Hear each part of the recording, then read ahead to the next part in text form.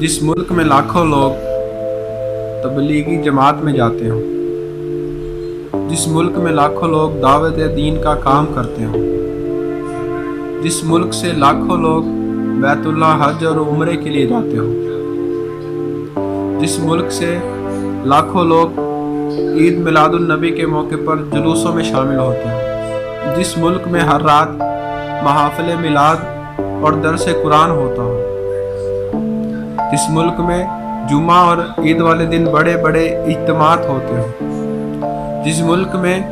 योम अशूरा के दिन गम हुसैन के गम में लाखों लोग अज़ादारी करते हो, जिस मुल्क में दुरूद व सलाम पढ़ने वाले करोड़ों और तस्बीहात पढ़ने वाले अरबों में हो, वो मुल्क ईमानदारी में दुनिया में से 160वें नंबर पर है और काफिरों का मुल्क जापान ईमानदारी में नंबर 1 करार पाए,